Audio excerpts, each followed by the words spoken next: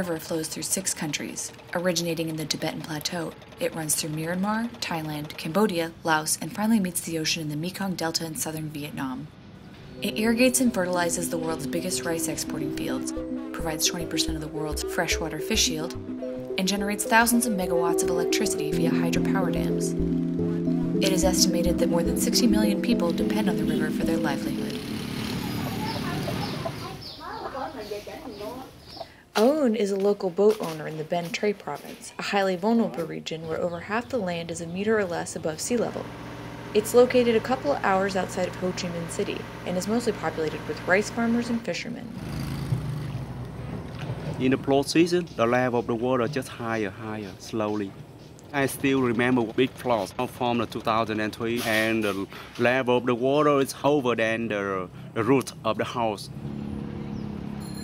The biggest challenge is due to climate change that the Mekong region faces is sea level rise and the changes in water patterns, the increase of intensity and frequencies of natural disaster. And water resource will be quite a serious problem for the next century. In order to cope with the region's increasing demand for food, water, and energy, the Mekong River Commission was established to monitor the river's shared natural resources. It's an intergovernmental organization that works to foster negotiations and strategies among the 6 Mekong nations. One of the most vulnerable areas is Mekong Delta.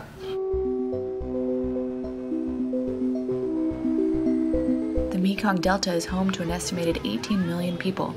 This area produces over half of Vietnam's rice, 80% of its fruit crop, and 60% of its fish and shrimp harvest. According to a study released by the Earth Institute at Columbia University, a 1-meter sea level rise could displace some 7 million people in the Mekong Delta. Many of those affected would be in Ho Chi Minh City, which has a population of nearly 6 million people. The Asian Development Bank ranked it in the top 10 cities in the world whose population will be most severely affected by climate change. This is largely because 45% of the city sits at 1 meter or lower above sea level. People living near ocean, sometimes the water gets inside the rice field, the rice to be dyed, the orchard to be dyed, and they lose everything. Salinization of these farmlands happens in 2 main ways.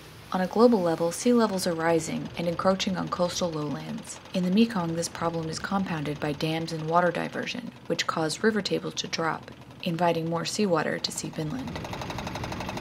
You cannot drink the salt water. You cannot shower by the salt water. When the salt water gets inside, even you buy the fertilizer, you cannot. Because you put the fertilizer to the salt water, oh no, you cannot, it's not a good solution. There are 130 existing and projected hydropower projects along the river that stifle the flow of water, rich sediments, and disrupt fish migration patterns. They make a lot of dams along the Mekong River. Level of water not higher, so that no water, no fish, no yacht. And the Mekong people, they unhappy about us.